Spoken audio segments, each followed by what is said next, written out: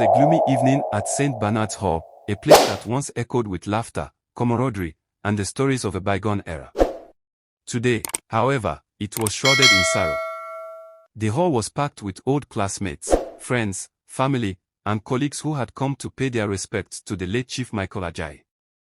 The air was thick with a mixture of incense and unshed tears, as the soft hymns from the church choir filled the room, creating a melancholic melody that resonated in the hearts of everyone present. David Ajayi, the eldest son of the late chief, sat quietly at the front, his face stoic but his eyes betraying a storm of emotions. He was dressed in a dark suit, a sharp contrast to the white and gold decorations that adorned the hall. His father's casket, flanked by wreaths and candles, lay at the center, surrounded by flowers and framed pictures that captured Chief Michael's life, a life of dedication, hard work, and generosity. But today, all of those achievements seemed overshadowed by the heavy grief that hung over the room. As David rose to give his appreciation speech, the chatter in the hall dwindled. He walked to the podium, his footsteps echoing in the stillness. He adjusted the microphone, cleared his throat, and scanned the room filled with familiar faces, many of whom he had known since childhood. Among them was Dr. John Saka, his father's closest friend and one of the most respected members of St. Bernard's Old Students Association. Dr. Saka sat with a smile, unaware of the storm that was about to unfold. David took a deep breath and began, his voice steady yet piercing through the quietness. Dr. John Saka, thank you for attending my dad's wake. Always remember this, sir, you killed my father. A collective gasp swept through the hall. The weight of David's words hung heavily in the air, like a dark cloud ready to burst. Heads turned toward Dr. Saka, who sat stunned, his smile vanishing as he struggled to comprehend what he had just heard. A cold silence followed, so profound that even the faint rustle of the trees outside could be heard. St. Bernard's Old Students members, men and women who had shared decades of friendship and memories, exchanged puzzled glances. They were taken aback, each silently questioning how such an accusation could be made at a wake. Some shifted uncomfortably in their seats, while others held their breath, waiting for David to explain. David's gaze remained fixed on Dr. Saka, whose confusion was now apparent on his face. The room was filled with tension, and the seconds that followed seemed like an eternity. Finally, David broke the silence, his voice trembling but resolute. It is true that God gives life and takes it away, but sometimes, people, like Judas, play a tragic role in how death occurs.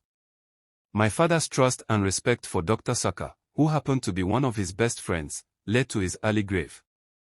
A murmur spread through the crowd as David's words began to sink in. Eyes darted toward Dr. Saka, who sat frozen, his hands clasped tightly together. He had been known as a successful doctor, a man who dedicated his life to helping others. Yet here he was, accused of a betrayal that went beyond the bounds of friendship. My dad didn't need your mourning today, David continued, his voice rising slightly as he held up his father's phone for everyone to see.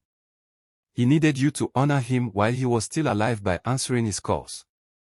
This is my father's phone. David's words pierced through the hall like a knife.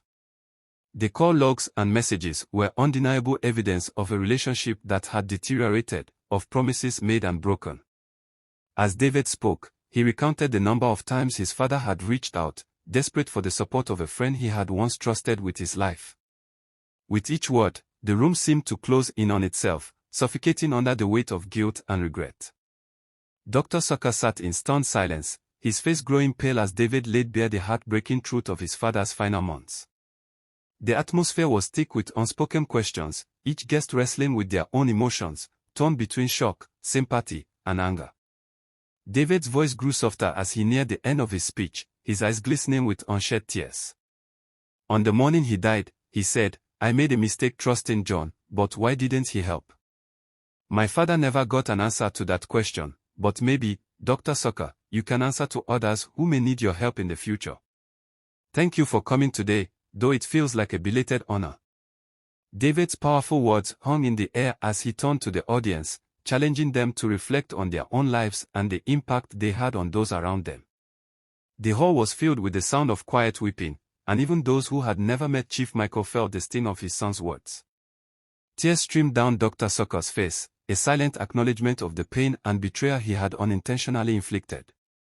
As David stepped away from the podium, the room was left in profound silence, a silence that spoke of sorrow, regret, and the stark reminder of how fragile life and friendships can be. Immediately the pallbearers came in and took the casket away to the cemetery where Chief Michael remains was laid to Mother Earth and light fell to darkness. The moral lesson of this story is that neglecting the needs of those who trust and depend on us, especially in times of crisis, can lead to irreversible consequences and deep regret. If you enjoyed this story, please hit the subscribe button to subscribe to our channel. That really means a lot to us, and also turn on the notification bell so when we post new video you will be the first to be notified. Thank you and see you in the next video.